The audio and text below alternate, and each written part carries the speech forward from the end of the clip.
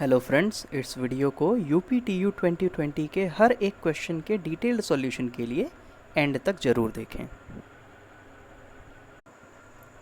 दोस्तों, ये वीडियो पहले ही अपलोड हो जाती मगर नवीन मुंजाल सर कुछ अनएक्सपेक्टेड इवेंट्स में बिज़ी हो गए थे, इसीलिए इस वीडियो को अपलोड होने में डिले हो गया। अदरवाइज़ ये वीडियो आज मॉर्निंग में 3 बजे ही अपलोड हो जाती। फ्रेंड्स, इस आंसर की के हिसाब से आपके जितने भी मार्क्स बनते हैं उसे कमेंट सेक्शन में ज़रूर मेंशन करें। नवीन मुंजाल सर खुद आपके सभी कमेंट्स को पढ़ेंगे और ये बताएंगे कि आपकी क्या रैंक आ सकती है और आपको कौन सा कॉलेज मिल सकता है। तो अपने मार्क्स ज़रूर मेंशन करें, भूलें नहीं। इस पेपर की एनालिसिस को शुरू करते हैं। Maximum number of questions mathematics से आए हुए हैं। इस सब्जेक्ट से अराउंड 27 to 30 क्वेश्चंस आए हैं। नेक्स्ट सबसे ज़्यादा क्वेश्चंस इलेक्ट्रिकल एंड इलेक्ट्रॉनिक्स से आए हुए हैं, अराउंड 25 क्वेश्चन। फिजिक्स से 5 क्वेश्चन आए हैं, केमिस्ट्री से 8 क्वेश्चन, कंप्यूटर से 10 क्वेश्चन, बायोलॉजी से 3 to 4 क्वेश्चन, मैकेनिक्स से 6 to 8 क्वेश्चन। सबसे कम क्वेश्चंस इंजीनियरिंग ड्राइंग या फिर इंजीनियरिंग ग्राफिक्स से आए हैं। UPTU के प्रीवियस पेपर्स में इंजीनियरिंग ड्राइंग से ज़्यादा क्वेश्चन आते थे, बट इस बार ये काफ़ी कम हो गए हैं। स्टूडेंट्स, आप सभी को मेरी एडवाइस है कि इलेक्ट्रिकल एंड इलेक्ट्रॉनिक्स और मैथ्स जैसे सब्जेक्ट्स को लाइटली ना लें। अब बिना किसी फर्दर डिले के सीधा क्वेश्चंस के सॉल्यूशंस पे चलते हैं। चलिए करते हैं। Question 1, a train 150 meters long is running at 72 kilometers per hour. Find the time taken to pass the standing man on the platform. कोई ट्रेन है जो कि 72 किलोमीटर पर आवर की स्पीड से चल रही है और उसे एक पर्सन को क्रॉस करने में कितना टाइम लगेगा। लेट्स से कि ये हमारी ट्रेन है और यहाँ पर कोई एक हमारा पर्सन है, इसे पास करने में कितना टाइम लगेगा।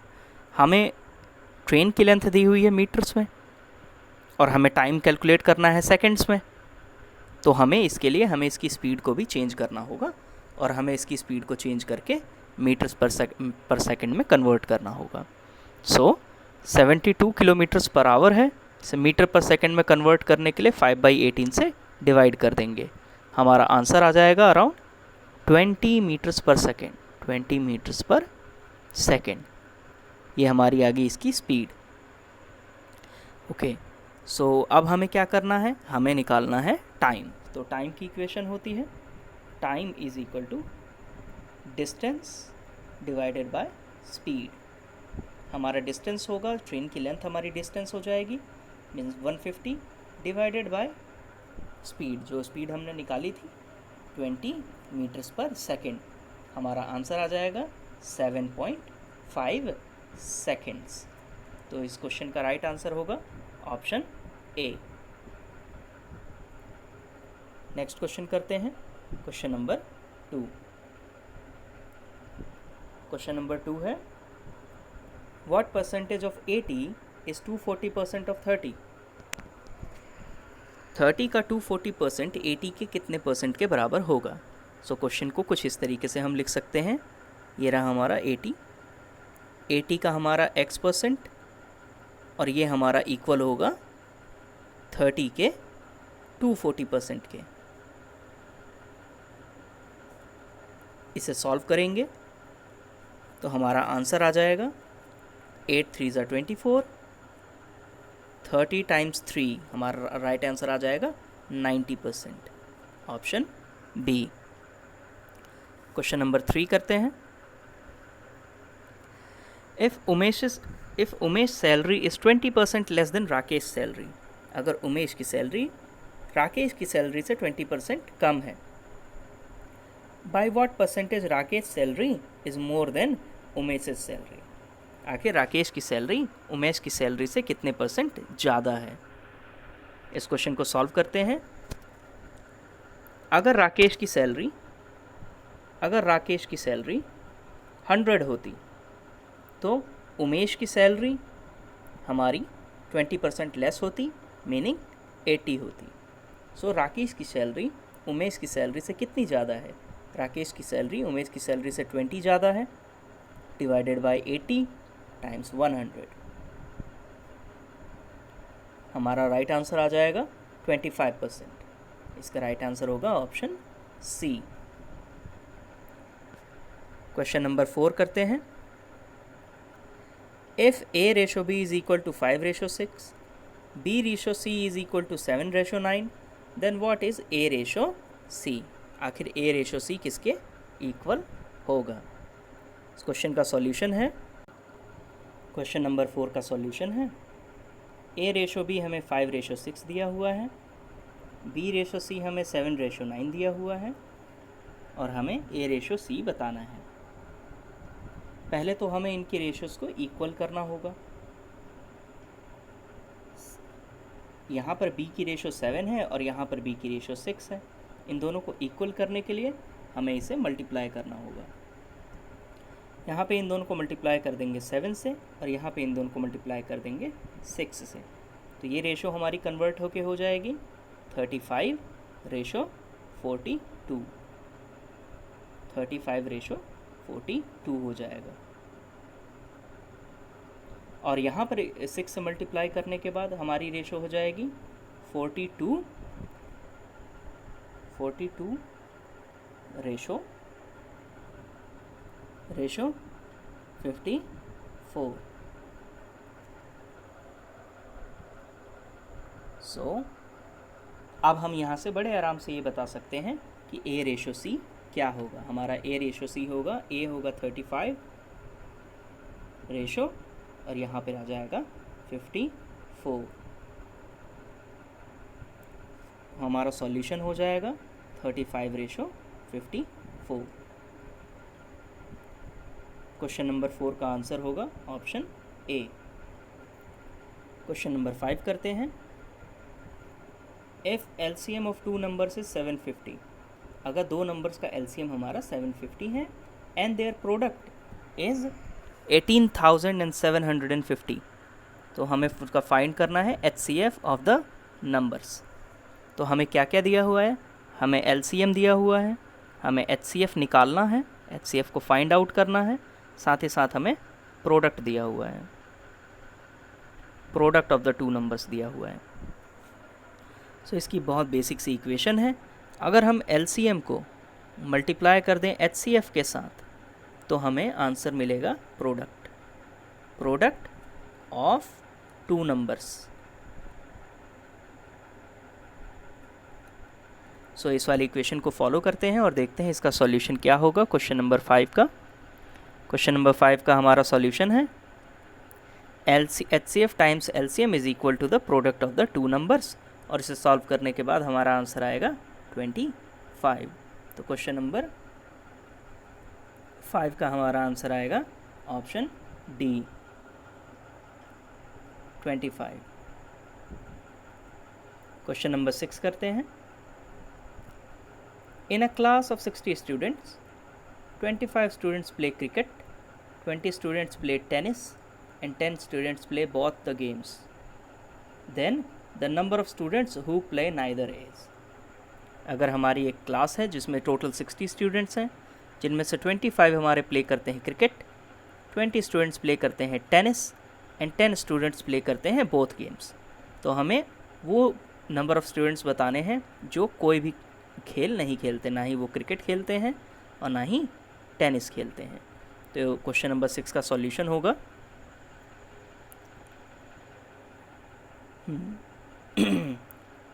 तो क्वेश्चन नंबर 6 का सॉल्यूशन कुछ इस तरीके से है।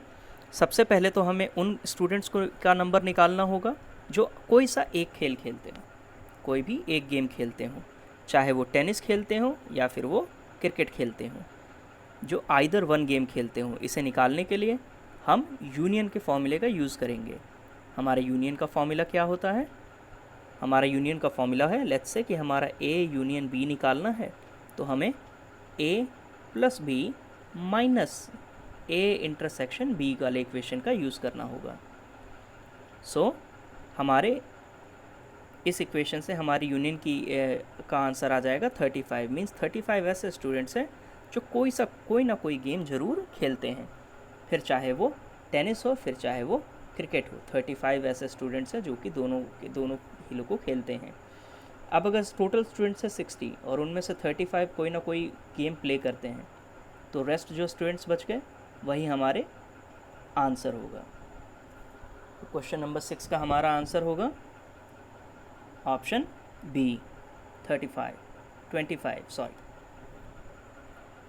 क्वेश्चन नंबर 7 करते हैं। The domain of under root A square minus x square बताना है जब when A is greater than 0। जब हमारे a की वैल्यू ग्रेटर देन 0 है तो हमें इसका डोमेन बताना है। तो क्वेश्चन नंबर 7 को सॉल्व करते हैं। क्वेश्चन नंबर 7 का सॉल्यूशन होगा under root A square minus x square is greater than और इक्वल टू 0।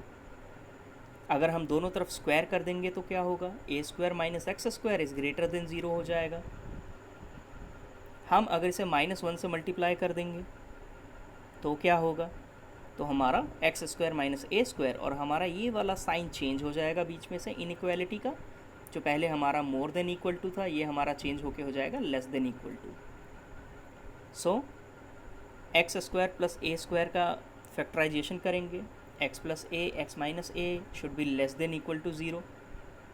इसका मीनिंग क्या है कि एक्स की वैल्यू या तो माइनस ए है या तो ए है, मीन्स या तो माइनस ए से बड़ी होगी या फिर ए से छोटी होगी।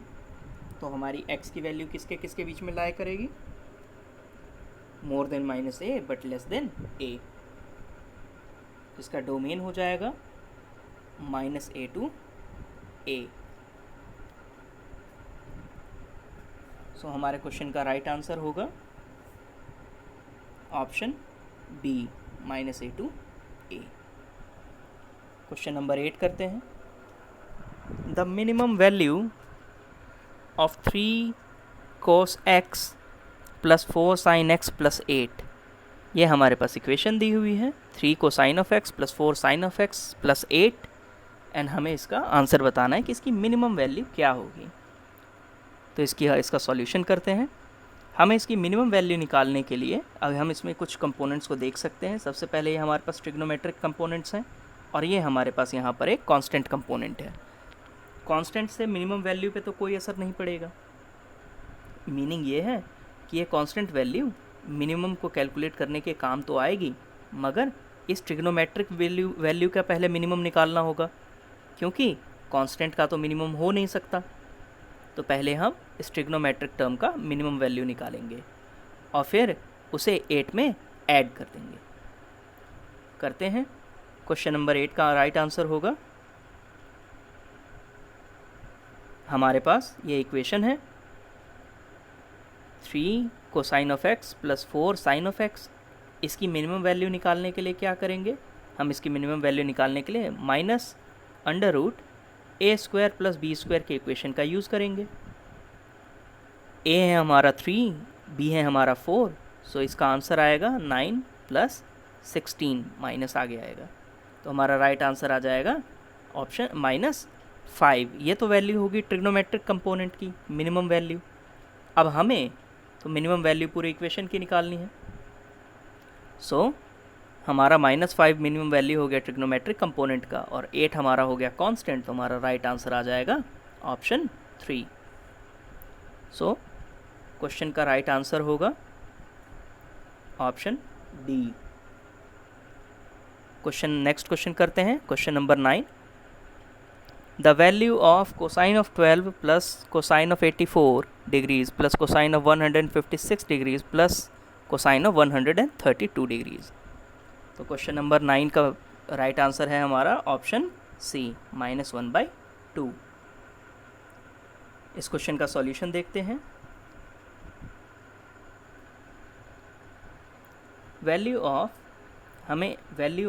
हमें इसकी वैल्यू निकालनी है। तो हम क्या करेंगे, cosine of 12 plus cosine of 132 degrees को साथ में लिख दिया और यहाँ पे कोस ए प्लस कोस बी का फॉर्मूला लगा देंगे। सेम यही काम हम cosine of 84 degrees and cosine of 156 degrees के साथ करेंगे। इनका सॉल्यूशन हम यहाँ पे लिख देंगे। इन्हें फर्दर सॉल्व करने के बाद हमारा सिंपल सा आंसर आ जाएगा -1/2। नेक्स्ट क्वेश्चन करते हैं। Question number 10. The longest side of a triangle is twice the shortest side and third side is 2 centimeter longer than the shortest side. If the perimeter of the triangle is more than 166 centimeter, then find the minimum length of the shortest side. हमारे पास longest side of the triangle है वो हमारी double है हमारे shortest side से. हमारी third side 2 centimetre longer है हमारे शॉर्टेस्ट साइड से. अगर पेरीमीटर ट्राइंगल का 166 सेंटीमीटर से ज़्यादा है, then find the minimum length of the shortest side. Shortest side minimum कितना लेंथ लंबा हो सकता है वो बताना है. क्वेश्चन नंबर 10 का सॉल्यूशन है. क्वेश्चन नंबर 10 का हमारा सॉल्यूशन है. द लॉन्गेस्ट साइड है हमारा twice the shortest side. Third side हमारा शॉर्टेस्ट साइड से जस्ट 2 ज़्यादा है, 2 सेंटीमीटर ज़्यादा है. पेरीमीटर हमारा क्या होगा ट्राइंगल का, तीनों के तीनों हमारे साइड्स का सम. और ये हमारा किससे ज़्यादा होना चाहिए, तो 166 सेंटीमीटर से ज़्यादा होना चाहिए. तो ये कंडीशन कब सेटिस्फाई होगी, इसे फर्दर सॉल्व करने पे आएगा. The x should be more than 41. सो हमारा मिनिमम लेंथ कितना होगा, 41. सो हमारा राइट आंसर होगा क्वेश्चन का ऑप्शन ए, 41. नेक्स्ट क्वेश्चन करते हैं. Question number 11. In a class there are 27 boys and 14 girls. The teacher wants to select one boy and one girl to represent the class for a function. In how many ways can the teacher make this selection? हमारे पास एक class के अंदर 27 boys हैं और 14 girls हैं. Teacher को एक boy select करना है और एक गर्ल सिलेक्ट करनी है. इसे कितने तरीक़ों से किया जा सकता है, तो 27 बॉयज़ में से हमें एक बॉय चाहिए एंड 14 गर्ल्स में से हमें एक गर्ल चाहिए. क्वेश्चन नंबर 11 का सॉल्यूशन है. क्वेश्चन नंबर 11 का हमारा सॉल्यूशन है 27 बॉयज़ एंड 14 गर्ल्स हैं. सो फॉर बॉयज़ के लिए हम 27 में से एक को सिलेक्ट करना है, तो हमारा राइट आंसर हो जाएगा 27C1. ये हो गया सिर्फ और सिर्फ बॉयज़ के लिए. गर्ल्स के लिए हम क्या करेंगे, गर्ल्स में हमारे पास 14 गर्ल्स हैं, तो और हमें 14 में से एक को सिलेक्ट करना है, तो हमारा कॉम्बिनेशन होगा 14C1. अब हमें दोनों एक साथ सिलेक्ट करने हैं, सो हमारा राइट आंसर हो जाएगा दोनों का प्रोडक्ट. और इसे सॉल्व करने के बाद हमारे पास आंसर आ जाएगा 378 वेज. इस क्वेश्चन का आंसर होगा option C, 378 ways. Question number 12. A student has to answer 10 questions, choosing at least 4 from each parts A and B.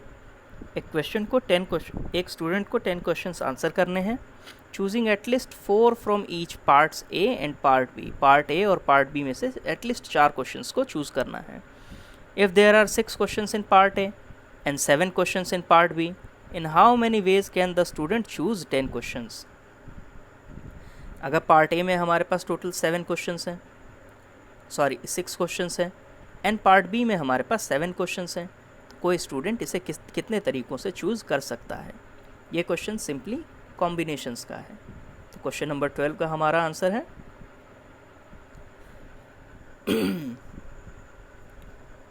हमारे पास टोटल कितने वेज होंगे, हमारे पास टोटल 3 वेज हो सकते हैं और हमें टोटल 10 क्वेश्चंस को सिलेक्ट करना है. सो हमारे पास इसे सॉल्व करने के बाद हमारे पास राइट आंसर आ जाएगा 266 वेज हैं टोटल. क्वेश्चन नंबर 12 का आंसर होगा ऑप्शन डी. नेक्स्ट क्वेश्चन करते हैं. Question number 13. क्वेश्चन नंबर 13 है the total number of terms in the expansion of x plus a to power 51 minus x minus a to power 51 after simplification.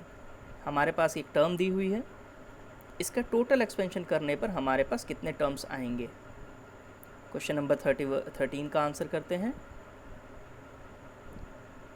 x plus a to power 51 is equal to, ये इसका expansion है। x minus ए के हमारे पास इतने expansions हैं। इन दोनों के सम करने पर, इन दोनों को सब्ट्रैक्ट करने पर सिर्फ हमारे पास द ऑड नंबर्स बचेंगे अप टू 51। सो हम यहाँ से AP से इसका सॉल्यूशन निकाल सकते हैं। इसका हमारे पास राइट आंसर होगा क्वेश्चन नंबर 13 का ऑप्शन C। इसमें टोटल 26 टर्म्स होंगे। क्वेश्चन नंबर 14 करते हैं। क्वेश्चन नंबर 14 है, if the coefficient of second, third and fourth terms in the expansion of 1 plus x to the power n are in AP, second coefficient, third coefficient and fourth coefficient हमारे AP में है, then the value of n की value क्या होगी? Question number 14 का answer है the second, third, fourth terms are in AP। Second term हमारी क्या होगी? ये हमारे इस इक्वेशन को सेटिस्फाई करेगा। इसे सॉल्व करने पर हमारे पास राइट आंसर आ जाएगा 7 और 12, 7 और 2, यस 7 और 2 हमारे दो फैक्टर्स बनेंगे। हमारे क्वेश्चन का आंसर होगा बी। क्वेश्चन नंबर 14 का आंसर होगा option B. Question number 15. In a GP of even number of terms, the sum of all terms is 5 times the sum of odd terms. एक GP है हमारे पास जिसमें even number of terms है। The sum of all terms, सभी terms का sum is 5 times the sum of odd terms. The common ratio of the GP is, question number 15 का answer होगा, let the first term A common ratio R and the number of terms in the GP होगा 2n। So हमारे पास first term होगी A, second term AR, third term AR square और हमारी final term होगी AR की power 2n। Sum of all 2n terms हमारा होगा A times R to power 2n minus 1 divided by R minus 1। हमारे पास सारी odd terms कौन कौन सी होंगी? हमारे पास ऑड टर्म्स ये हैं सारी, और ये हमारे इक्वल हैं। तो हम सारी टर्म्स का सम और सारे ऑड टर्म्स के सम को इक्वल कर देंगे और इसे सॉल्व करने के बाद हमारे पास आंसर आ जाएगा 4। इसका राइट आंसर होगा क्वेश्चन नंबर 15 का सी। क्वेश्चन नंबर 16 करते हैं। The length of 3 unequal edges of a rectangular solid block are in GP। Length of 3 unequal edges, एक हमारे पास कोई rectangular solid block है जिसके 3 unequal edges हैं और तीनों GP में हैं। The volume of the block is 216 cube and the total surface area is 252 centimeter square. The length of the longest edge is। Question number 16 का सॉल्यूशन करते हैं।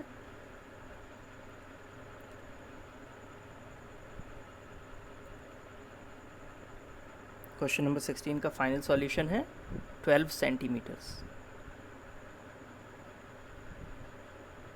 Option A. Question number 17, the intercept cut off by a line from y-axis is twice than that from x-axis and the line passes through the point 1 and 2. The equation of the line is, हमें equation of the line बतानी है। The intercept cut off by a line from y-axis is twice that of from x-axis and the line passes through the point 1 and 2. The equation of the line बतानी है। Question number 17 करेंगे। हम ये मान लेते हैं कि हमारा x एक्सिस पे इंटरसेप्ट क्या है, तो k है। क्वेश्चन के अकॉर्डिंग y एक्सिस पे इंटरसेप्ट क्या होगा, सो 2k होगा। अब हमारे पास एक इक्वेशन होती है लाइन की, वो लाइन की इक्वेशन है x divided by a plus y divided by b is equal to 1। यहाँ पे a और b क्या है, तो a है हमारा x इंटरसेप्ट और b है हमारा y इंटरसेप्ट। सो इस क्वेश्चन को इसमें a एंड b की वैल्यू पुट करने पे हमारे पास इक्वेशन हो जाएगी x by k plus x divided by 2k is equal to 1। अब पॉइंट हमारी लाइन पास होती है 1 एंड 2 से।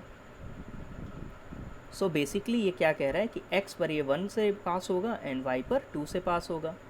x एंड y की वैल्यू को सब्स्टिट्यूट करेंगे तो हमारे पास कुछ ऐसी इक्वेशन बन के आ जाएगी और इससे हम k की वैल्यू को फाइंड कर लेंगे। k की वैल्यू आ जाएगी 2। अब हमारे पास इक्वेशन बन के आएगी 2x plus y is equal to 4। Basically हमने क्या किया है, हमने वापस इस इक्वेशन में k की वैल्यू को पुट कर दिया है और इसे सॉल्व कर दिया है। x plus y by 2 is equal to 1, इसे सॉल्व करने पे हमारे पास आएगा 2x plus y is equal to 2। 2x plus y is equal to 4। So हमारे पास क्वेश्चन का राइट आंसर होगा क्वेश्चन नंबर 17 का ऑप्शन ए।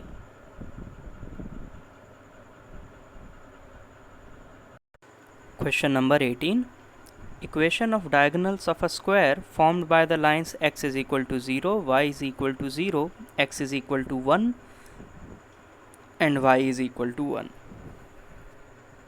हमारे सामने 4 लाइंस दी हुई हैं। इन चारों लाइंस से बनने वाले डायगोनल के बनने वाले स्क्वायर के हमें डायगोनल्स बताने हैं। तो पहले तो हमें ये देखना होगा कि आखिर ये लाइंस हैं कौन कौन सी। x0 हमारी लाइन कौन सी होती है, y0 हमारी लाइन कौन सी होती है। x0 हमारी वो लाइन होगी जिस पे x की वैल्यू हमेशा 0 हो, तो ये वर्टिकल लाइन हमारी x0 लाइन है। y0 लाइन हमारी हॉरिजॉन्टल लाइन है।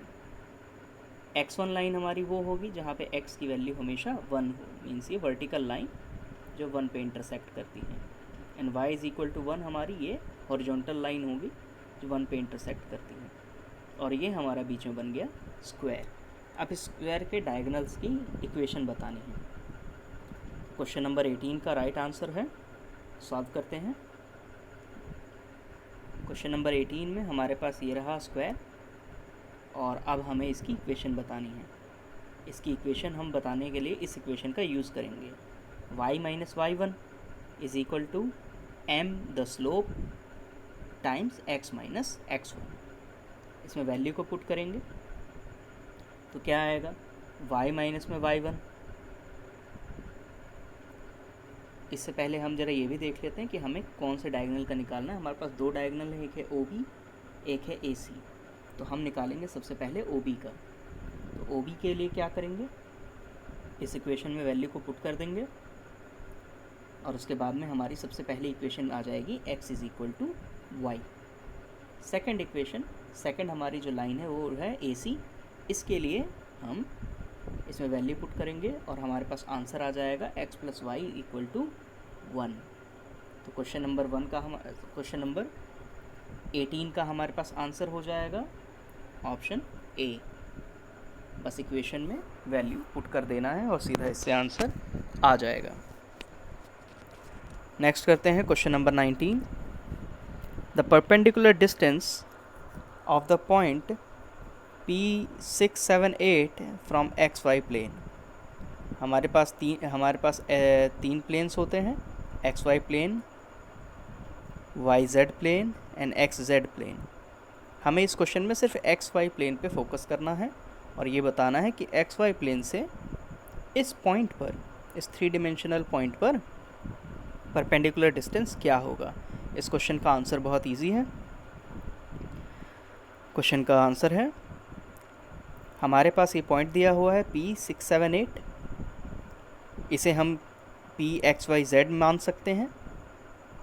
XY प्लेन पे होने वाले परपेंडिकुलर की लेंथ हमारे Z के मोड के बराबर होती है, Z के सिर्फ मैग्नीट्यूड के बराबर होती है। तो यहाँ पे राइट आंसर होगा 8, सिर्फ ये वाला।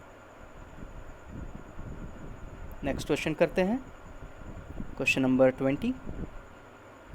क्वेश्चन नंबर 20 है हमारे पास, limit x tends to pi by 4 sec square x minus 2 divided by tangent of x minus 1।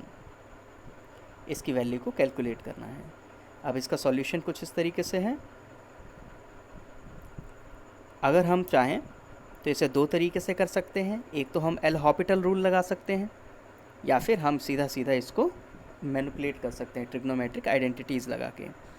Sec square of x हम इसे लिख सकते हैं ten square of x plus 1।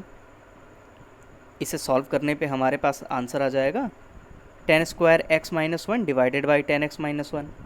हम इसे फैक्टराइज कर सकते हैं इस फॉर्म में, और हमारे पास आंसर आ जाएगा ये limit x tends to pi by 4 tan x plus 1, और x की वैल्यू पाई बाई 4 रखने पे हम इसे सॉल्व करेंगे और हमारा राइट आंसर आ जाएगा 2। अब हैरानी वाली बात यह है कि हमारे क्वेश्चन में ऑप्शन तो 2 है ही नहीं। हमारे पास ऑप्शन या तो 3 है, या तो 1 है, या तो 0 है, या तो √2 है। इसका राइट आंसर होगा 2, बट ऑप्शन में कोई भी राइट ऑप्शन नहीं है।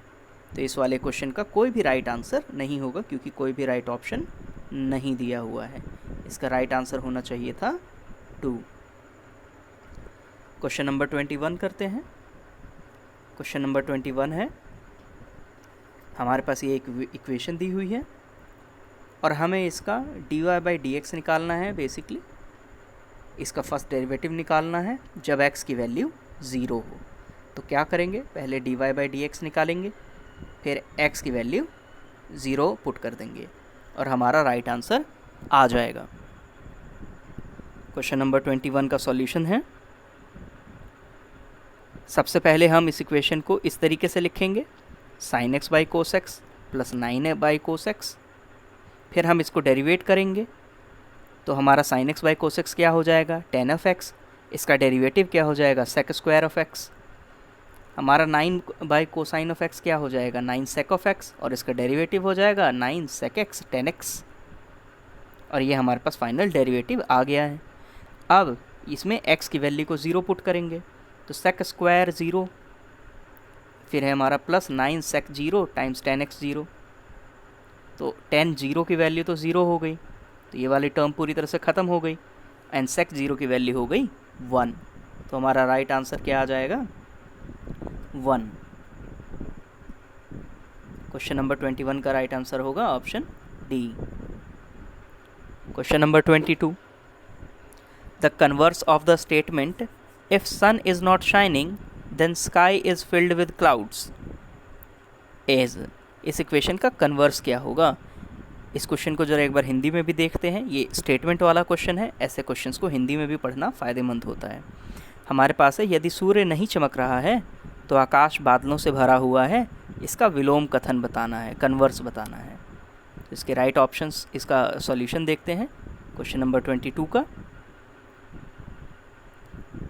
हम ये मान लेंगे कि हमारे पास P है, सन इज़ नॉट शाइनिंग, और Q हो जाएगा sun is filled with cloud. So हमारा राइट आंसर होगा if sky is filled with cloud then sun is not shining. तो हमारा राइट आंसर होगा इसका ऑप्शन ए। नेक्स्ट क्वेश्चन करते हैं। Coefficient of variation of two distributions are 50 and 60 and their arithmetic mean are 30 and 25 respectively. The difference of their standard deviation is, उनके standard deviation का difference क्या होगा। Question number 23 का solution करते हैं। Question number 23 का बेसिकली जो solution है, हमारे पास है CV1 is equal to 50, CV2 is equal to 60, X mean is 30 and X2 mean is 25। अब हम यहाँ से सिग्मा 1 की वैल्यू निकाल सकते हैं एंड सिग्मा 2 की वैल्यू निकाल सकते हैं, जो कि आएगा 15 and 15। So sigma 1 minus sigma 2 is equal to 0। So हमारा राइट आंसर होगा 0। स्टैंडर्ड डिविएशन को हम सिग्मा से डिनोट करते हैं। ये क्वेश्चन सीधा सीधा बेसिक फॉर्मूलाज वाला था। बेसिक फार्मूलाज में पुट किया एंड आंसर आ गया। क्वेश्चन नंबर 24 करते हैं। If the marks obtained by 9 students, if the marks obtained by 9 students in a mathematics test, हमारे पास 9 स्टूडेंट्स के मार्क्स हैं, हमें mean deviation from the median बताना है, mean deviation from the median. तो इसके लिए हमें क्या चाहिए होगा, मीडियन चाहिए होगा, डेविएशंस चाहिए होंगी और फिर उसका मीन निकालेंगे। इस क्वेश्चन को सॉल्व करते हैं। हमारे पास हमें एवरेज करना होगा, तो हम पहले से असेंडिंग ऑर्डर में लिख लेंगे। उसके बाद हमारा जो मीडियन टर्म होगा वो होगा 9 + 1 डिवाइडेड बाय 2, तो हमारी 5th टर्म होगी मीडियन 50। ओके, सो अब हमें डिफरेंस निकालना होगा मीडियन के साथ, तो हमने इन सब का डिफरेंस निकाल लिया है मीडियन के साथ। जैसे हमारी पहले मार्क्स है 20, मीडियन है हमारा 50, सो डिफरेंस आएगा 30। फिर इन सब का सम कर लेंगे और सम करने के बाद में टोटल नंबर ऑफ़ ऑब्जर्वेशन से डिवाइड करने पर हमारे पास राइट आंसर आ गया 12.67। सो हमारे पास इसका राइट आंसर होगा क्वेश्चन नंबर 24 का 12.67। क्वेश्चन नंबर 25 करते हैं। If A and B are mutually exclusive event, then अगर ए एक इवेंट है, बी एक इवेंट है और दोनों म्यूचुअली एक्सक्लूसिव है, तो इन चारों ऑप्शन में से कौन सा सही होगा। क्वेश्चन नंबर 25 का सॉल्यूशन देखते हैं। क्वेश्चन नंबर 25 का हमारे पास बेसिकली सिंप्लीफाइड सॉल्यूशन है। The probability of A is less than और equal to probability of B bar. So हमारे से राइट आंसर हो जाएगा ऑप्शन ए। क्वेश्चन नंबर 26 करते हैं। If A B C are 3 mutually exclusive and exhaustive events of an experiment such that 3 times P of A, 2 times P of B and is equal to P of C, then P of A is equal to, ये P of A क्या है, the probability of happening this event A, P of B क्या है, the probability of happening of event P, and P and C is, P of C is probability of happening of event C। Question number 26 का answer देखते हैं। If A, B, C are mutually exclusive and exhaustive, then their sum should be equal to 1। इसका meaning ये है कि इन तीनों का सम हमारा 1 होना चाहिए। अगर ये तीनों बराबर हैं तो लेट्स कॉल देम P। हम मान लेते हैं कि इनकी प्रोबेबिलिटी P है, तो P A किसके बराबर होगा, तो P/3 के बराबर होगा। P B किसके बराबर होगा, तो P/2 के बराबर होगा। सो और हमने P C को, तो हमारा P के ही बराबर होगा, तो यहाँ से हमारी P की वैल्यू आ जाएगी 6/11। सो P A क्या होगा, P A है हमारा P/3, so 6/11 divided by 3 is equal to 2/11। इसका आंसर होगा ऑप्शन B। नेक्स्ट क्वेश्चन करते हैं। Question number 27। Without repetition of numbers 4 digit numbers are formed with the numbers 0, 2, 3 and 5। Without repetition हमें numbers बताने हैं, मतलब कोई भी नंबर रिपीट नहीं होना चाहिए। 4 डिजिट्स के नंबर हैं जिनको फॉर्म किया गया है 0, 2, 3 and 5 से, 0, 2, 3 and 5 से। Okay, so the probability of such number divisible by 5, ऐसे नंबर के 5 से डिवाइड होने की क्या पॉसिबिलिटीज़ हैं। ओके, सो क्वेश्चन नंबर 27 को सॉल्व करते हैं। क्वेश्चन नंबर 27 को सॉल्व करते हुए हम टोटल कितने तरीके से नंबर बना सकते हैं। तो हमारे पास 4 लेट्स से कि हमारे पास 4 डिजिट्स हैं। अब पहले प्लेस पे हम कितनी डिजिट लेंगे, टोटल नंबर है हमारे पास 4, मगर हम यहाँ पे लेंगे सिर्फ 3 को। क्यों, क्योंकि 4 डिजिट नंबर बनाने के लिए हम सबसे पहला नंबर 0 नहीं ले सकते हैं, तो पहली डिजिट के लिए हमारे पास 3 नंबर बचे। अगली डिजिट पे हम 0 को भी काउंट करेंगे तो वहाँ भी 3 नंबर आएंगे, उसकी अगले डिजिट पे 2 नंबर्स आएंगे और उसके अगले डिजिट पे 1 नंबर आएगा। सो टोटल 18 वेज में बन सकता है। ओके, अब देखते हैं फेवरेबल वेज। अब फेवरेबल वेज क्या थे कि भाई वो नंबर्स जो 5 से डिवाइड हो जाएं, 5 से तो वही नंबर डिवाइड होगा जिसके एंड में 5 आए, मीन्स ये वाला 5 हमने फिक्स कर दिया। अब हमें यहाँ पे इन तीनों पोजीशंस को फिल करना है। फर्स्ट प्लेस पे 0 तो आएगा नहीं और 5 यहाँ पे फिक्स हो चुका है, बचे 2 नंबर। सेकंड प्लेस पे अब 0 भी आ सकता है और हमारे पास एक नंबर और बचा है, तो हो गए यहाँ भी 2 नंबर। और थर्ड प्लेस पे सिर्फ अब एक ही नंबर बचा है, तो टोटल होंगे 4। अब 5 से डिवाइड वो नंबर्स भी होंगे जिनके पीछे 0 होगा। सो 0 वाले कितने नंबर होंगे, तो टोटल आएंगे 6। बिल्कुल इसी तरीके से कैलकुलेट होंगे। 5 वाले हैं 4 नंबर्स और 0 वाले हैं 6 नंबर्स, तो टोटल हो गए 10 नंबर्स। अब प्रोबेबिलिटी कैसे निकालेंगे, टोटल मीन्स 18, उसके ऊपर आएगा फेवरेबल्स, यानी 10/18 विच इज़ इक्वल टू 5/9। सो हमारा राइट आंसर होगा option C.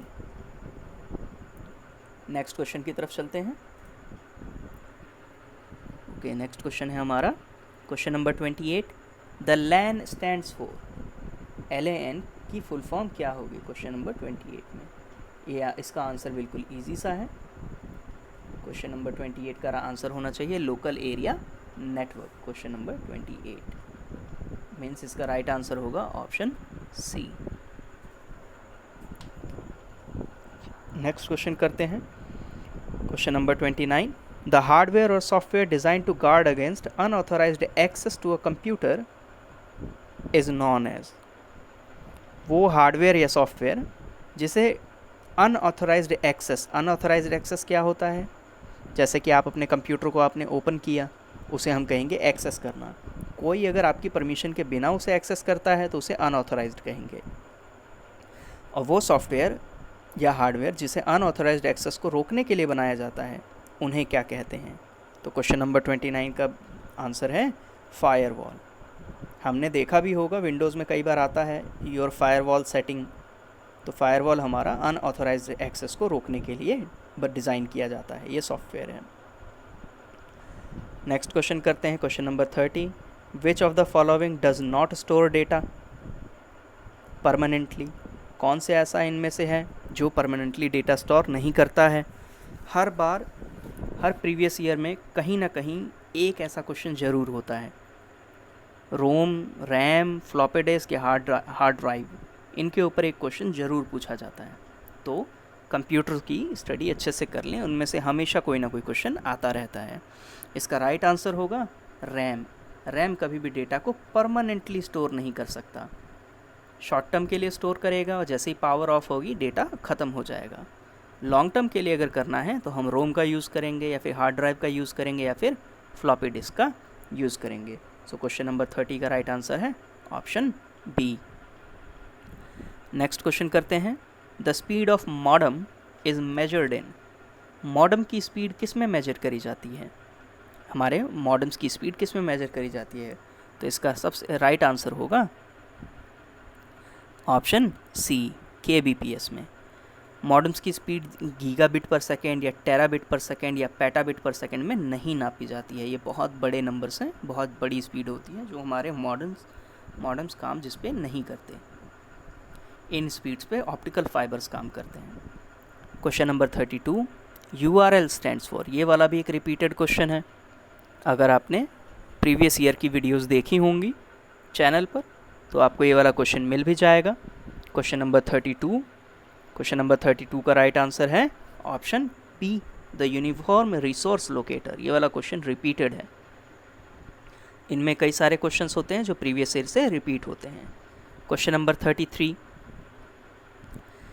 E commerce, e learning, e banking and m commerce are some of the. ये जितने भी मैंने नाम कहे, e commerce, e learning, e banking and m commerce, ये सब हम जानते हैं ये किससे जुड़ी हुई सर्विसेज हैं। तो क्वेश्चन नंबर 33 का राइट आंसर होगा इन्हें ई सर्विसेज कहा जाता है, इलेक्ट्रॉनिक सर्विसेज कहा जाता है। अब यहाँ पे कुछ कंफ्यूज हो जाते हैं कैंडिडेट्स, कहीं उसे इंटरनेट सर्विसेज कह देते हैं, तो ये राइट आंसर नहीं होगा। यूज़र सर्विसेज भी नहीं कहेंगे, बिजनेस सर्विसेज भी नहीं कहेंगे। क्वेश्चन नंबर 34 का देखते हैं। GPRS is used in mobile phones for. GPRS का यूज़ मोबाइल फ़ोन्स में किस लिए होता है। Data communication, voice communication, sending SMS या फिर none of the above. Question number 34 में GPRS है। GPRS में जो ओल्डर जो मोबाइल्स होते थे, खैर अब तो स्मार्टफोन्स में GPRS ज़्यादा यूज़ नहीं है, ओल्डर स्मार्टफोन्स के अंदर नेट चलाने के लिए GPRS का यूज़ करते थे। मींस बेसिकली क्या है, तो डेटा कम्युनिकेशन के लिए इसका यूज़ होता है, डेटा कम्युनिकेशन के लिए। क्वेश्चन नंबर 35 करते हैं। Broadband is a convergence technology for. Broadband किसके लिए एक कन्वर्जेंस टेक्नोलॉजी है? तो इसका राइट आंसर है option A, voice, data and video, इन तीनों के लिए। क्वेश्चन नंबर 35 हो गया। क्वेश्चन नंबर 36 करते हैं।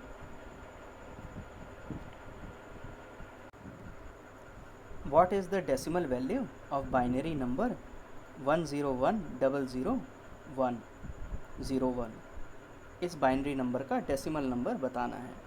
इस तरह के कई सारे क्वेश्चन प्रीवियस ईयर में भी रिपीट हुए हैं। अगर मैं आपको रेकमेंड करूंगा कि आप जाके प्रीवियस ईयर की वीडियोस को भी ज़रूर देखें, कई सारे क्वेश्चंस रिपीट होते हैं। इस क्वेश्चन को सॉल्व करेंगे, वही हमारे पास 10 100 एंड 101 ये नंबर है। इसके ऊपर हम लिखेंगे 1 2 4 8 16 32 64 और ये आ जाएगा 128। जिसके ऊपर भी 0 है उनको कैंसिल कर देंगे और जिनके ऊपर भी 1 है उसको ऐड कर देंगे। 128 आ गया, उसमें 32 ऐड करेंगे, उसमें 4 और 1 5 ऐड करेंगे। 5 प्लस में 32 ये जगह 37, 128 प्लस में आ गया 37, हमारा आंसर आएगा, हमारा आंसर आ गया 165। क्वेश्चन नंबर 36 का आंसर होगा ए, 165। मैं आपको रेकमेंड करूँगा आप प्रीवियस ईयर के पेपर्स भी चेक कर लें। अब हमारा नेक्स्ट क्वेश्चन है question number 37। The result of the binary division is. अब इस बाइनरी डिवीज़न का क्या रिज़ल्ट होगा, इसका सॉल्यूशन देखते हैं। हमें इस नंबर को डिवाइड करना है, तो इस नंबर को डिवाइड करने पे क्या आएगा? सो बेसिकली हमारे इस क्वेश्चन का आंसर होगा ये। क्वेश्चन नंबर 37 का आंसर होगा ऑप्शन ए। इसे डिवाइड करने के लिए हम पहले से बाइनरी में भी चेंज कर सकते हैं और डिवाइड कर सकते हैं। फॉर एग्ज़ाम्पल अगर हम इसे बाइनरी में चेंज करें तो क्या आएगा? ये होगा हमारा 1 2 4 8 16 एंड 32। 0 1 0 1 0 1। 0 वाले टर्म्स को कैंसिल कर देंगे, हमारे पास आएगा, इनको ऐड करना है 30 40 40 और ये हो जाएगा 42 एंड 42 आ गया एंड ये 0 0 1 1 0 होगा हमारे लिए 6। 42 डिवाइडेड बाय 6 हमारा आंसर आएगा 7। 7 का बाइनरी क्या होगा? तो 111। तो हमारा आंसर आ गया 37 का ए। क्वेश्चन नंबर 38 करते हैं। The drawing in which the view is drawn at an angle of 30 degrees and 150 degrees। उस ड्राइंग को क्या कहेंगे जिसमें हमारे व्यूज़ को 30 डिग्री एंगल और 150 डिग्री एंगल्स पे ड्रॉ किया जाता है? तो क्वेश्चन नंबर 38 का हमारा आंसर होगा option C, isometric view. Question number 39 करते हैं। The model which is created by using the basic entities of the two dimensions is called। दो डायमेंशंस के बेसिक एंटिटीज़ को यूज़ करके जिस मॉडल को बनाते हैं उसे क्या कहते हैं? क्वेश्चन नंबर 39 का राइट आंसर होगा option B, wire frame model. Question number 40 करते हैं। For a Whitworth external thread the distance between the crust and the root D when pitch P is given by। इस question को solve करेंगे तो इसका हमारा right answer आना चाहिए option D. Question number 41। If a nut when turned in clockwise direction screws on a bolt, the thread is a left hand thread, this statement is। अब इस क्वेश्चन में हमें सिर्फ ये बताना है कि ये ट्रू है या फॉल्स है। अगर एक नट है जिसे क्लॉकवाइज डायरेक्शन में स्क्रू करेंगे में रोटेट करेंगे तो वो बोल्ट को स्क्रू कर देगा। उसके थ्रेड की डायरेक्शन लेफ्ट हैंड होगी या नहीं होगी, ट्रू एंड फॉल्स क्वेश्चन है। तो इसका राइट आंसर होगा ऑप्शन बी, फॉल्स। इसका राइट आंसर है option B, false. Question number 42 करते हैं। क्वेश्चन नंबर 42 है, फॉर अ डीसी शंट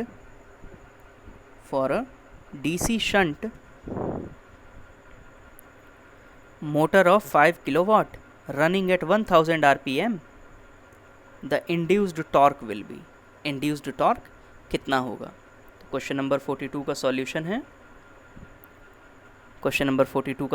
है, टॉर्क को कैलकुलेट करने के लिए हम इस इक्वेशन का यूज़ करेंगे। Torque is equal to power divided by speed in revolution. Power है 5 किलोवाट और स्पीड इन रिवॉल्यूशन है हमारे पास 2 पाई टाइम्स 1000 डिवाइडेड बाय 60। हमारे पास राइट आंसर आ जाएगा 47.76। हमारे पास राइट आंसर होगा 47.76। क्वेश्चन नंबर 43 करते हैं। A current of 5 ampere flows in a resistor. A current of 5 ampere flows in a resistor of 2 ohms. हमारे पास एक 5 एम्पियर का करंट है जो कि 2 ओम के रजिस्टर में फ्लो होता है। Calculate the energy dissipated in 300 second. Question number 43 को कैलकुलेट करेंगे। हम एनर्जी कैलकुलेट करने के लिए I² RT वाले फॉर्मूले का यूज़ करेंगे। करंट I की वैल्यू दी हुई है 5, उसका स्क्वायर हो जाएगा 25। R की वैल्यू दी हुई है 2 ओम्स एंड टाइम दिया हुआ है 300 सेकेंड्स। तो हमारे पास राइट आंसर आएगा 15 किलो जूल। तो हमारा राइट आंसर होगा ऑप्शन ए, 43 का आंसर होगा 15 kilo joule. Okay, next question है question number 44। Calculate the work done in a register of 20 ohm carrying 5 ampere of current in 3 hours। Question number 44 का हमारा answer होगा, हमें इसमें वर्क डन कैलकुलेट करना है। तो वर्क डन हमारा बेसिकली होता है पावर टाइम्स टाइम। पावर और टाइम को मल्टीप्लाई कर देंगे। पावर हमारा आएगा I² R से और टाइम हमें दिया हुआ है 3 आवर्स। और इसमें हमें आवर को सेकंड में बदलने की ज़रूरत नहीं है क्योंकि आंसर भी हमें वॉट आवर में ही निकालना है या फिर किलोवाट आवर में ही निकालना है। तो इसीलिए हम आवर को चेंज नहीं करेंगे। तो इसका सॉल्यूशन होगा, इसका सॉल्यूशन है पावर आएगा हमारा I² R, ये सॉल्व करने पे आएगा 0.5 किलोवाट एंड इसे टाइम से मल्टीप्लाई कर देंगे 3 से। तो हमारा आंसर आ जाएगा 1.5 किलोवाट आवर। तो क्वेश्चन नंबर 44 का हमारा आंसर होगा option C, 1.5 kilowatt hour. Question number 45 है, earthing is required for protection from which defect. Earthing की ज़रूरत हमें किस डिफेक्ट से प्रोटेक्शन के लिए चाहिए होती है? क्वेश्चन नंबर 45 का हमारा आंसर है option C, danger from electric shock. किसी भी हमारे मेटल के इक्विपमेंट से हमें इलेक्ट्रिक शॉक ना लगे इसलिए हमें उसमें अर्थिंग प्रोवाइड करनी पड़ती है। क्वेश्चन नंबर 46 करते हैं। क्वेश्चन नंबर 46 है, which alternator has the least speed. किस अल्टरनेटर की सबसे कम स्पीड होती है? सो इसका राइट आंसर होगा option A, alternator coupled with hydraulic turbine. इसका राइट आंसर होगा ऑप्शन ए।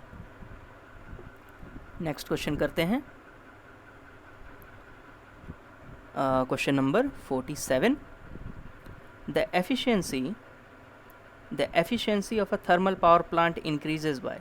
किसी थर्मल पावर प्लांट की एफिशिएंसी को इंक्रीज करने के लिए क्या कर सकते हैं? सो इसका आंसर है क्वेश्चन नंबर 47 का option D, using steam at high pressure. यही रीज़न है कि हमारे थर्मल पावर प्लांट्स के अंदर रैनकाइन साइकिल का यूज़ होता है जिसमें स्टीम को बहुत ज़्यादा हाई प्रेशर पे ट्रांसपोर्ट किया जाता है। Question number 48, if the frequency of an EMF generated by an alternator revolving at 3000 rpm is 50 Hz, What will be the number of poles? Question number 48 का आंसर होगा, question number 48 का answer होगा wait, yes, question number 48 का answer है the frequency is equal to poles time speed. यहाँ से हमारा right answer आ जाएगा, एंड आ जाएगा ऑप्शन, आ जाएगा आंसर 2। सो हमारा राइट आंसर होगा 48 का option D. Question number 49, if a DC class motor is connected to an AC supply, अगर एक डीसी क्लास मोटर को AC class motor AC power supply के साथ कनेक्ट कर दें तो क्या होगा? क्वेश्चन नंबर 49 का राइट आंसर है option C, the motor will start but will not work satisfactory. Motor start हो जाएगा मगर ठीक से काम नहीं करेगा। Question number 50, the single phase motor has a characteristic, single phase motor की क्या कैरेक्टरिस्टिक होती है? तो सिंगल फेज मोटर की जो कैरेक्टरिस्टिक है वो ये है, they do not start automatically. Single phase motor अपने आप स्टार्ट नहीं होते हैं, जबकि 3 फेज मोटर अपने आप स्टार्ट हो जाते हैं। Question number 51, the percentage of carbon in cast iron is, cast iron में कार्बन का परसेंट कितना होता है? इसका राइट आंसर है option D, more than 2%। Question number 52, which of the following ferrous material is made up of made in cupola furnace, इनमें से कौन सा फेरस मटेरियल क्यूपोला फर्नेस में बनाया जाता है? Peg iron, cast iron, wrought iron या फिर स्टील? इसका राइट आंसर है ऑप्शन बी, कास्ट आयरन, जो क्यूपोला फर्नेस में बनता है। इसे ऐसे याद रख सकते हैं, कास्ट आयरन का भी पहला लेटर सी है और इसे बनाया जाता है क्यूपोला फर्नेस में जिसका पहला लेटर सी है। Question number 53, which material is used for making bicycle frames, किस मटेरियल का यूज़ बाइसिकल के फ्रेम को बनाने में किया जाता है? क्वेश्चन नंबर 53 का राइट आंसर है option B, cold rolled steel. Question number 54, the nichrome used in heating element is alloy of the following, जिस नाइक्रोम का यूज़ हीटिंग एलिमेंट की तरह किया जाता है वो किसका एलॉय है? क्वेश्चन नंबर 54 का राइट आंसर होगा option C, nickel and chromium. हम नाइक्रोम के नेम से ही पता लगा सकते हैं कि इसमें कौन कौन से मटेरियल है। नाइक्रोम मतलब Na मीन्स निकल एंड क्रोम मीन्स क्रोमियम, निकल and chromium. Question number 55, the wire used in soldering of alloy is, alloy को शोल्डरिंग करते समय wire used in soldering is alloy of, soldering करने के लिए जिस वायर का यूज़ होता है वो किसका एलॉय है? क्वेश्चन नंबर 55 का आंसर होगा option A, lead and tin. ये वाला क्वेश्चन प्रीवियस ईयर पेपर्स में पूछा गया है और एलॉय से जुड़े हुए कम से कम 2 से 3 क्वेश्चंस हर बार रिपीट होते हैं। Question number 56, in gas welding the maximum flame temperature is at, gas welding में मैक्सिमम फ्लेम टेम्परेचर किस पर होता है, कहाँ होता है? क्वेश्चन नंबर 56 का राइट आंसर है option C, next to inner cone. Question number 57, which material has the highest shrinkage allowance, किस मटेरियल का श्रिंकेज अलाउंस हाईएस्ट होता है? इसका राइट आंसर है option A, lead. Question number 58, in lathe operations in which operation the cutting speed is kept minimum. इस question का answer करने से पहले मैं ये बता दूं कि लेथ ऑपरेशंस के ऊपर हमेशा हर एक एग्ज़ाम में कहीं ना कहीं क्वेश्चन ज़रूर पूछा जाता है। इसके जितने भी प्रीवियस ईयर एग्ज़ाम्स हैं उनमें कहीं ना कहीं लेथ के कोई ना कोई क्वेश्चन ज़रूर पूछे गए हैं। क्वेश्चन नंबर 58 का आंसर है ऑप्शन ए, थ्रेड कटिंग। थ्रेड कटिंग में लेथ की स्पीड को मिनिमम रखा जाता है। Question number 59, the speed of sound wave in air, sound wave की स्पीड एयर के अंदर कैसी होती है? इंडिपेंडेंट होती है, इंक्रीज़ करती है प्रेशर के साथ, इंक्रीज़ करती है ह्यूमिडिटी के साथ, डिक्रीज़ करती है ह्यूमिडिटी के साथ? क्वेश्चन नंबर 59 का राइट आंसर है option C, It increases with the increase in humidity. Next question करते हैं. Question number 60. A hemisphere is uniformly charged positively. The electric field at a point of diameter away from the center is directed. Question number 60 का answer होगा option A, perpendicular to the diameter. Question number 61. The equipotential at a great distance from a collection of charges whose total sum is not zero are approximately. इसका right answer है option A, spheres. Question number 62. In a region of constant potential, the electric field is uniform, the electric field is zero, there can be no charge outside the region. या फिर option D, the electric field shall necessarily change if a charge is placed outside the region. Question number 62 का answer है option B, the electric field is zero. अब इस question को हम कैसे समझ सकते हैं? इलेक्ट्रिक फील्ड हमारा क्या होता है? तो rate of change of voltage with distance. Basically हमारा rate of change of voltage potential बताता है. जब कांस्टेंट पोटेंशियल है तो हमारा चेंज जीरो होगा, मीन्स हमारा इलेक्ट्रिक फील्ड भी ज़ीरो होगा. Question number 63. If a conductor has potential V not equal to zero, एक हमारे पास पोटेंशियल, एक नॉन ज़ीरो पोटेंशियल है, and there are no changes anywhere else outside, then. Question number 63 के ए का आंसर है ऑप्शन. क्वेश्चन नंबर 63 का answer है option A, there must be charge on the surface और inside itself. Question number 64. A piece of wood having no vessels trachea must belong to. ये question biology का है. इस question का right answer होगा pine, option C. Question number 65. Which of the following is not a connective tissue. Bone एक connective tissue होता है, blood एक कनेक्टिव टिश्यू होता है, कार्टिलेज एक कनेक्टिव टिश्यू होता है, बट ऑप्शन डी, मसल्स एक कनेक्टिव टिश्यू नहीं है. क्वेश्चन नंबर 66 करते हैं. क्वेश्चन नंबर 66 है which metal ion is present which metal ion is a constituent of chlorophyll. ये एक बहुत इंपॉर्टेंट क्वेश्चन है बायोलॉजी का. इसका राइट आंसर है ऑप्शन सी. हमारे ब्लड में हीमोग्लोबिन में आयरन होता है और प्लांट्स के क्लोरोफिल में मैग्नीशियम होता है. Question number 67. Which one of the following is not a common disorder associated with the digestive system? Digestive system से रिलेटेड कौन सा डिसऑर्डर नहीं है? टिटेनस, डायरिया, जॉन्डिस या फिर डिसेंटेरी. इस क्वेश्चन का आंसर बहुत ही आसान है. इसका आंसर है option A, tetanus. Diarrhoea, jaundice and dysentery ये सब के सब डाइजेस्टिव सिस्टम की प्रॉब्लम्स है. टिटेनस नहीं है. Question number 68. It is known that exposure to carbon monoxide is harmful to animals because. Carbon monoxide के का अगर एक्सपोजर हो जाए, किसी को कार्बन मोनोऑक्साइड मिल जाए, किसी के ऊपर हो, किसी के एयर में हो, ज़्यादा हो जाए, तो ये एनिमल्स के लिए हार्मफुल है. क्यों? तो इसका सबसे राइट आंसर होगा it reduces the oxygen transport. ये ऑक्सीजन के ट्रांसपोर्ट को कम कर देता है.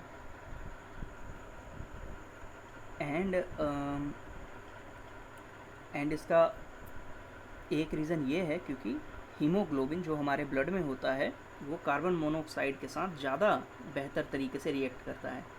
इसीलिए ये ऑक्सीजन के ट्रांसपोर्ट को कम कर देता है और ये एनिमल्स के लिए हार्मफुल हो जाता है. Question number 69. The following substance are excretory product in animal. Choose the least toxic form among them. Least toxic, तो सबसे ज़्यादा टॉक्सिक होता है अमोनिया, उसके बाद होता है यूरिया, उसके बाद सबसे लीस्ट टॉक्सिक होता है यूरिक एसिड. तो इसका राइट आंसर होगा ऑप्शन बी, यूरिक एसिड. और कार्बन डाइऑक्साइड तो हम लंग्स के थ्रू एक्सक्रीट कर देते हैं. Question number 70. The knee joint and elbow joints are example of. Knee joint and elbow joint किसके एग्जाम्पल हैं? तो क्वेश्चन नंबर 70 का राइट आंसर होगा ऑप्शन डी, हिंज जॉइंट के एग्जाम्पल हैं।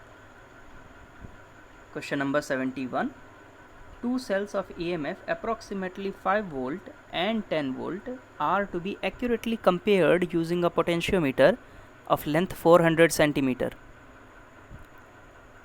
दो हमारे सेल्स हैं जो इनका EMF है approximately 5 volt and 10 volt and are to be accurately compared, जिनको एक्यूरेटली कंपेयर करना है using a potentiometer of length 400 centimetre. एक पोटेंशियोमीटर जिसकी लेंथ 400 सेंटीमीटर है उससे कंपेयर करना है। इसका राइट आंसर होगा option B. The battery of potentiometer can have a voltage of 15 volt and are adjusted so that the potential drop across the wire slightly exceeds 10 volt. Question number 72 करते हैं। Question number 72, an electron is projected with a uniform velocity along the axis of a current carrying long solenoid.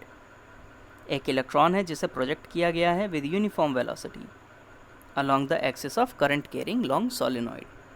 Which of the following is true? Question number 72 का right answer है option D. The electron will continue to move with uniform velocity along the axis of solenoid. Question number 73, the primary origin of magnetism lies in. Magnetism के origin का primary reason क्या होता है? तो question number 73 का answer है option A, the intrinsic spin off electron. Next question करते हैं। क्वेश्चन नंबर 74 है, the self inductance L of a solenoid of length small l, area of cross section A with a fixed number of turns n increases as. So इसका right answer क्या होगा? इसका right answer होगा option B, L decreases and A increases.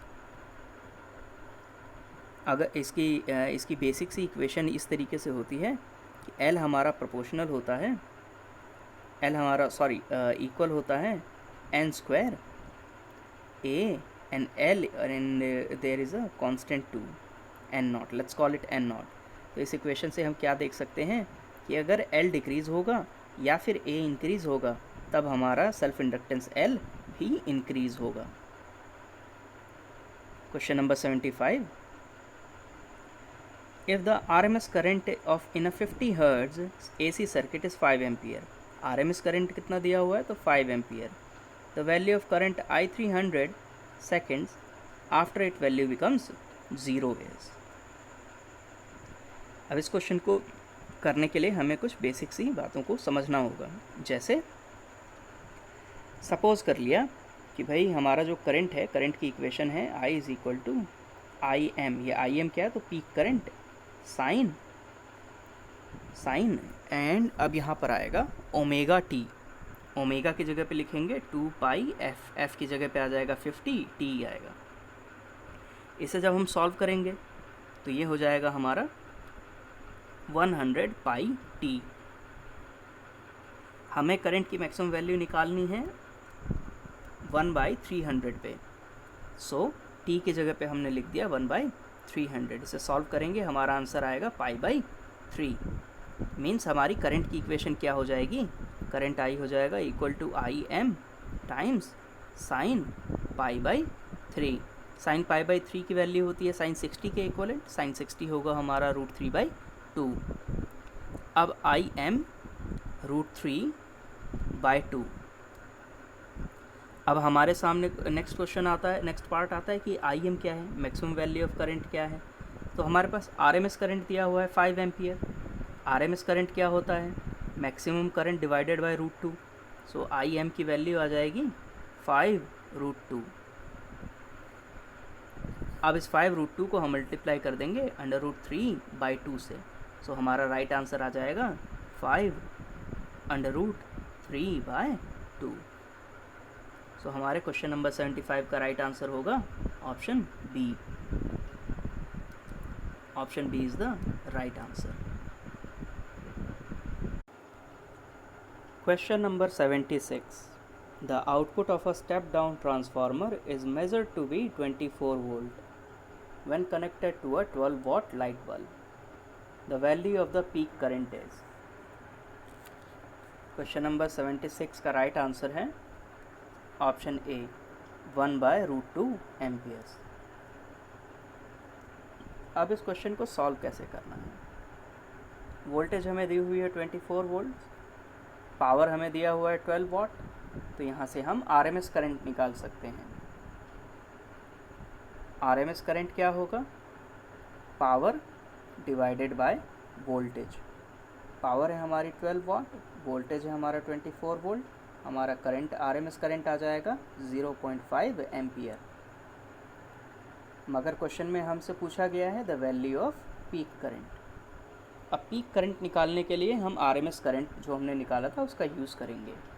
RMS current की equation होती है peak current divided by √2, और अगर मुझे पीक करंट निकालना है then IM is equal to √2 times RMS current. मेरा आरएमएस करंट था 1/2 या फिर कहें तो 0.5, इसे मल्टीप्लाई कर देंगे √2 के साथ और आंसर आएगा 1/√2 एम्पियर्स। तो हमारा राइट ऑप्शन होगा option A. Question number 77, the source of electromagnetic waves can be a charge.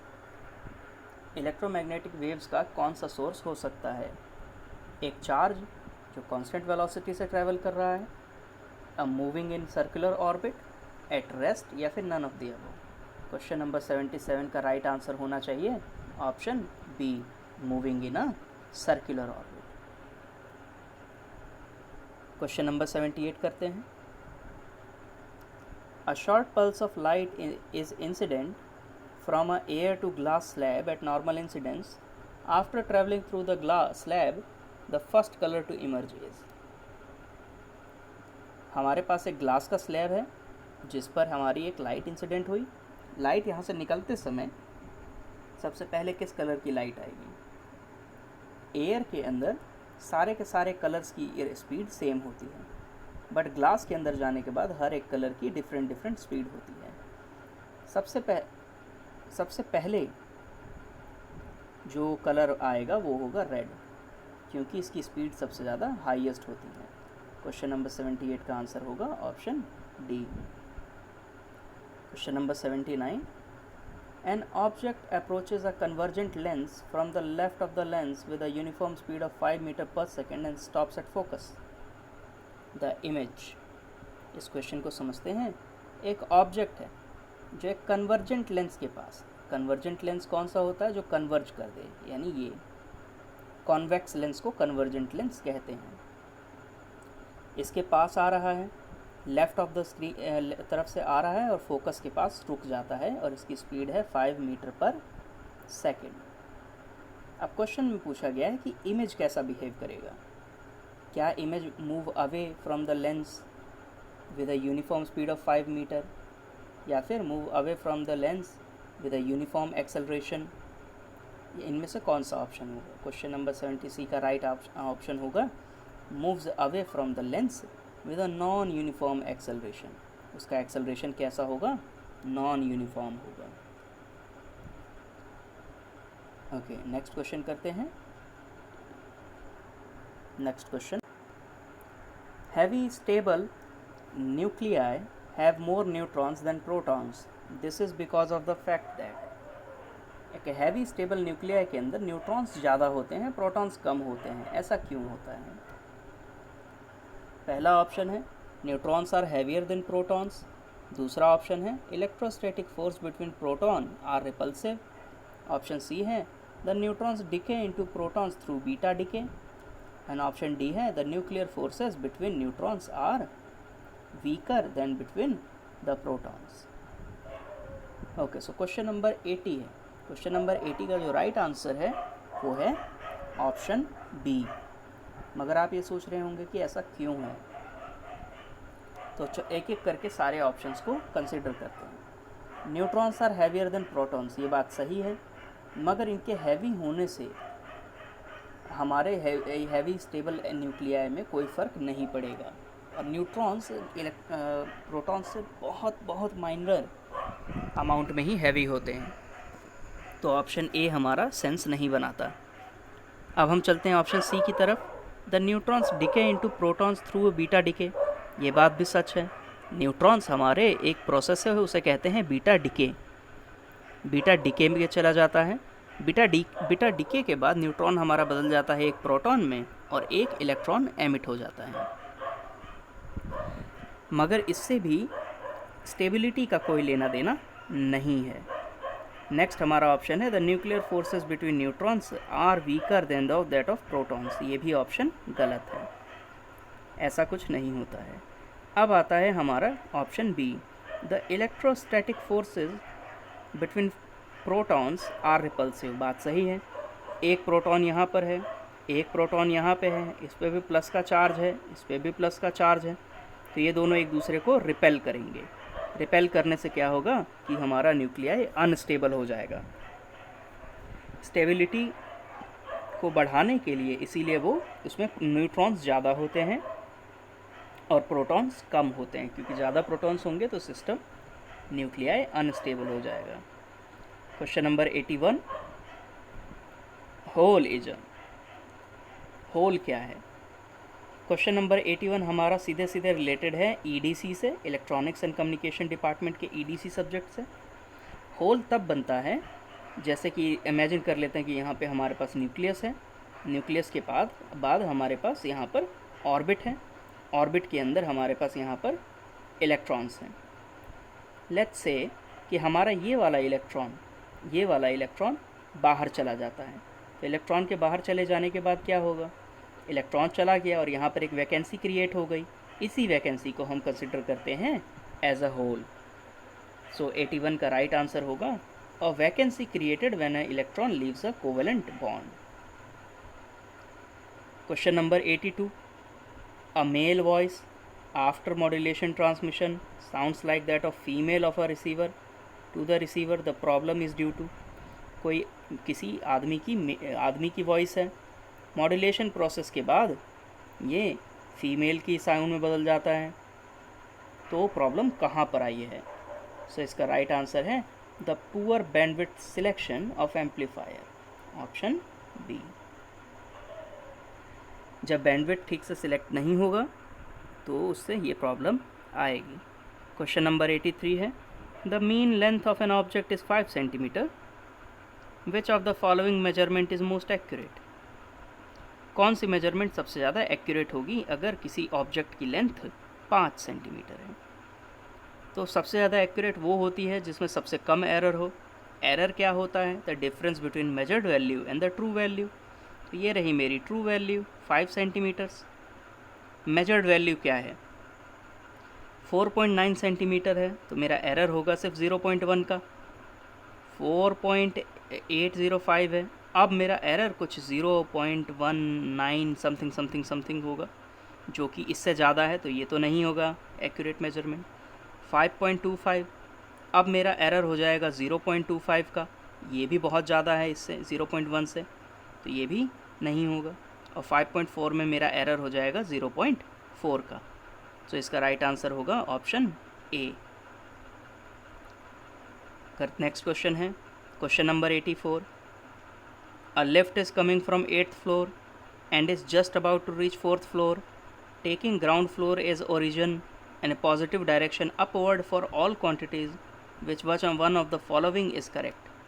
मेरे पास एक लिफ्ट है जो 8th फ्लोर से नीचे आ रहा है 4th फ्लोर पे।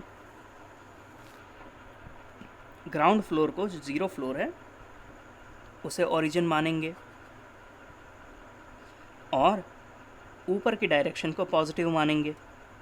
तो ये बताना है कि हमारी कौन सी वैल्यू पॉजिटिव होगी और कौन सी वैल्यू नेगेटिव होगी। सो हमारा राइट आंसर होगा इसका ऑप्शन ए। 84 का राइट आंसर है ऑप्शन ए। नेक्स्ट क्वेश्चन है question number 85, at a metro station a girl walks up a stationary escalator in T1 time. If she remains stationary on the escalator then the escalator takes her up in time T2, the time taken by her to walk up on the moving escalator will be। अब ये question बहुत ही अच्छा है। पहले तो हम girl की speed को डिटरमाइन करेंगे जब वो खुद चल रही है और एस्केलेटर हमारा रुका हुआ है। फिर हम एस्केलेटर की स्पीड को डिटरमाइन करेंगे जब एस्केलेटर चल रहा है और गर्ल रुकी हुई है। फिर हम इन दोनों की स्पीड को जोड़ देंगे और उससे हमें एक स्पीड मिल जाएगी जिससे हमें इसके टाइम का पता चलेगा। इसमें इसकी डेरिवेशन करने पर हमारा राइट आंसर आता है option C, T1 T2 divided by T2 plus T1। Question number 86 करते हैं। क्वेश्चन नंबर 86 है, it is found that a plus b का magnitude is equal to simply a का magnitude, this necessarily implies. So इसका meaning होगा कि ये these are anti parallel. Question number 86 का आंसर होगा ऑप्शन बी। कुछ स्टूडेंट्स इसका आंसर ऑप्शन बी लगा देंगे, बट ये नेसेसरली इम्प्लाई नहीं करेगा। क्वेश्चन नंबर 87 करते हैं। A mass of 5 kg is moving along a circular path of 1 meter. If the mass moves with 300 revolutions per minute, its kinetic energy would be। कोई मेरा मास है 5 kg का जो 1 मीटर के रेडियस के पैथ पे मूव कर रहा है 300 रिवोल्यूशन पर मिनट से, इसकी काइनेटिक एनर्जी क्या होगी? क्वेश्चन 87 का आंसर है option A, 250 pi square. Question number 88, a copper and a steel wire of the same diameter. एक कॉपर है और एक स्टील वायर है जिसका डायमीटर सेम है, are connected end to end. A deforming force F is applied to this composite wire which causes a total elongation of 1 centimeter. The two wires will have। ये वाला एक repeated question है। इस question को previous year papers में भी दिया गया था। क्वेश्चन नंबर 88 का राइट आंसर होगा the same stress but different strain. Next question करते हैं।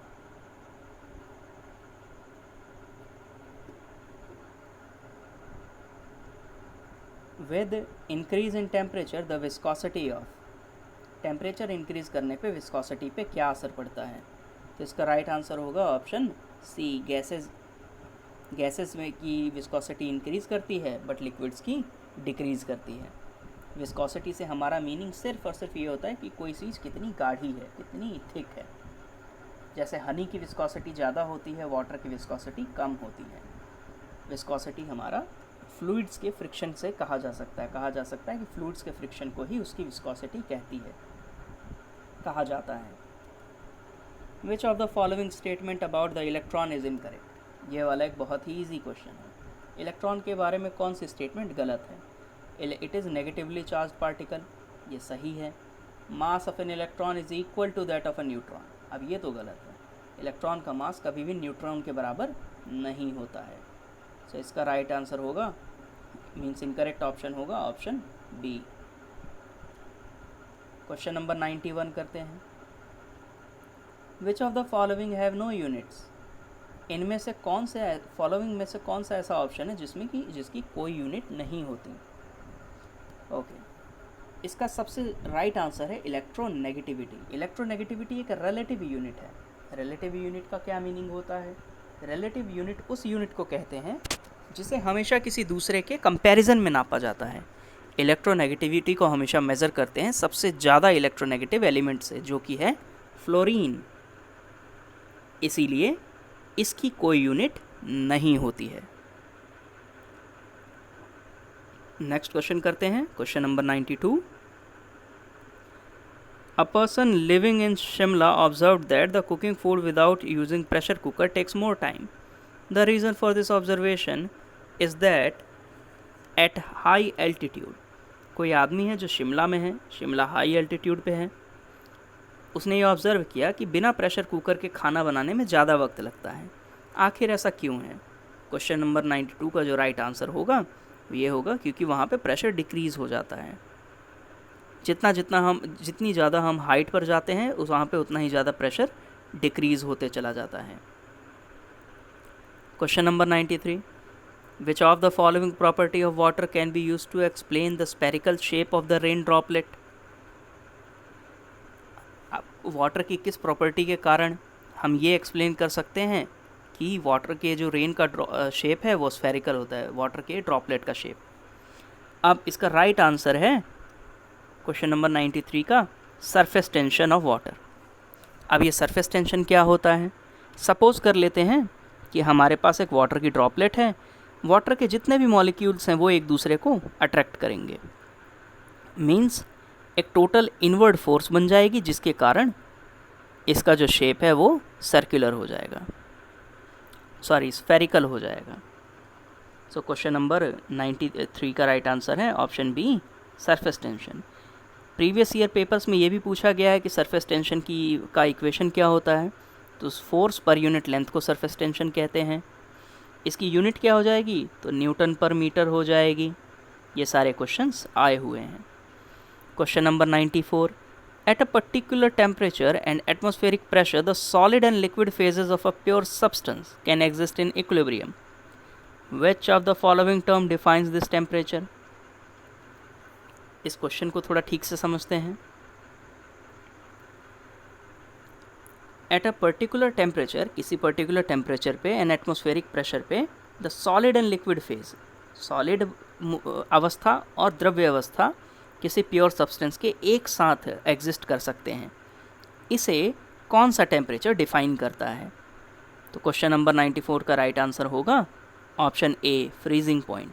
फ्रीजिंग पॉइंट वो पॉइंट होता है जिससे अगर हम ऊपर जाएंगे तो चेंज स्टेट होगी, जिससे नीचे जाएंगे तो स्टेट चेंज हो जाएगी, मगर उस पर दोनों स्टेट्स इक्विलिब्रियम में रह सकती हैं। इसका सबसे अच्छा एग्जाम्पल है वाटर। वाटर का फ्रीजिंग पॉइंट कहते हैं 0 डिग्री सेल्सियस। ये वो पॉइंट है जिससे कम होगा टेम्परेचर तो वो सॉलिड हो जाएगा, और इससे ज़्यादा होगा तो लिक्विड हो जाएगा। मगर इसी एग्जैक्ट टेम्परेचर पे दोनों के दोनों स्टेट एक साथ एग्जिस्ट कर सकते हैं इक्विलिब्रियम में। क्वेश्चन नंबर 95 करते हैं। क्वेश्चन नंबर 95 क्या है? हाइड्रोजन पेरोक्साइड क्या होता है? ऑक्सीडाइजिंग एजेंट, रिड्यूसिंग एजेंट, या फिर दोनों, या फिर कुछ भी नहीं? हाइड्रोजन पेरोक्साइड यूजुअली हमने डॉक्टर्स के पास देखा होगा। हाइड्रोजन पेरोक्साइड का यूज़ डॉक्टर्स हमारे घाव को साफ़ करने के लिए करते हैं। हाइड्रोजन पेरोक्साइड का इक्वेशन होता है H2O2, ये इसका केमिकल फॉर्मूला है। जैसा कि हम देख सकते हैं कि इसमें एक ऑक्सीजन ज़्यादा है, तो कुछ कैंडिडेट कहेंगे कि ये तो ऑक्सीडाइजिंग एजेंट है, और ये बात सही है, मगर ये पूरी बात नहीं है, ये पूरा ट्रुथ नहीं है। इसका राइट ऑप्शन होगा answer C, both an oxidising agent and an reducing agent. ये ऑक्सीडाइज भी करता है और ये रिड्यूस भी करता है। तो क्वेश्चन नंबर 95 का आंसर होगा option C. Question number 96, by adding gypsum to cement, cement में जिप्सम ऐड करने से क्या होता है? जिप्सम को ऐड किया जब से ही हम सीमेंट में पानी मिलाते हैं वो हार्ड होना शुरू हो जाता है। इसे ही हम कहते हैं सेटिंग, कि हमारा सीमेंट सेट हो रहा है। इसे सेट होने में जो टाइम लगता है उसे सेटिंग टाइम कहते हैं। अब जिप्सम ऐड करने से हमारा सेटिंग टाइम इंक्रीज हो जाता है, तो इसका राइट आंसर होगा option B. Question number 97, dry ice क्या होती है? ये इसका आंसर बहुत ही इजी है, सॉलिड कार्बन डाइऑक्साइड को ड्राई आइस कहा जाता है। Question number 98, quartz is extensively used as piezo electric material because it contains following. Quartz का यूज़ पीजो इलेक्ट्रिक मटेरियल की तरह करते हैं, क्यों? क्योंकि इसके अंदर सिलिकॉन पाया जाता है। Question number 99, which of the following gases is not a green house gas? Methane एक बहुत ही स्ट्रॉन्ग ग्रीन हाउस गैस है, वाटर वेपर भी एक ग्रीन हाउस गैस है, ओजोन भी एक ग्रीन हाउस गैस है। सो इसका राइट आंसर होगा option A, carbon monoxide is not a green house gas. Question number 100, sewage containing organic waste should not be disposed in water bodies because it causes major water pollution. Fishes in such water polluted die because of। भाई अगर हम sewage water को, जिसमें organic waste हो, उसे अगर सीधा water body में डाल देंगे वाटर बॉडी क्या होते हैं? तो पानी वाली स्ट्रक्चर्स, जैसे रिवर हो गई, पॉन्ड्स हो गए, सीज़ हो गए, ओशियंस हो गए। अगर उनमें हम सीधा इसे डाल देंगे सीवेज को, तो उससे फिशेस मर जाती हैं। क्यों होता है ऐसा? तो उसके पीछे रीज़न है, क्योंकि अगर आप किसी पानी के पॉन्ड के अंदर अगर आप ऑर्गेनिक वेस्ट डाल देते हो, तो बैक्टीरिया उस ऑर्गेनिक वेस्ट को ख़त्म करेंगे, डीकम्पोज करेंगे, और उन्हें डीकम्पोज करने के लिए ऑक्सीजन की ज़रूरत होगी। तो बैक्टीरिया वाटर के अंदर ही वाटर के अंदर पहले से डिज़ोल्व ऑक्सीजन को यूज़ करेगा, और इससे क्या होगा कि ऑक्सीजन का लेवल कम हो जाएगा, और जब ऑक्सीजन का लेवल कम हो जाएगा तो फिशेज़ मर जाती हैं।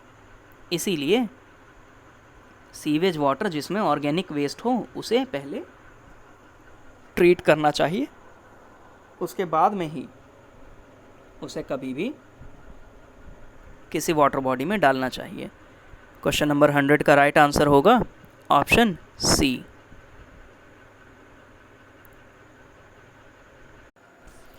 दोस्तों, जीसीसी की फैकल्टी ने बहुत टाइम इन्वेस्ट करके ये सॉल्यूशंस रेडी किए हैं। इस आंसर की के हिसाब से आपके जितने भी मार्क्स बने उसे कमेंट सेक्शन में मेंशन ज़रूर करें। नवीन मुंजाल सर आपके सभी कमेंट्स को पढ़ेंगे और ये बताएंगे कि आपकी क्या रैंक आ सकती है और आपको कौन सा कॉलेज मिल सकता है। तो इस अपॉर्चुनिटी को बिल्कुल भी वेस्ट ना करें। कमेंट सेक्शन में जाएं और अपने मार्क्स ज़रूर बताएं। वीडियो पसंद आए तो लाइक करें और ऐसे ही रिलेटेड वीडियोस के लिए चैनल को सब्सक्राइब ज़रूर करें और अपने फ्रेंड्स को शेयर करें। Thank you.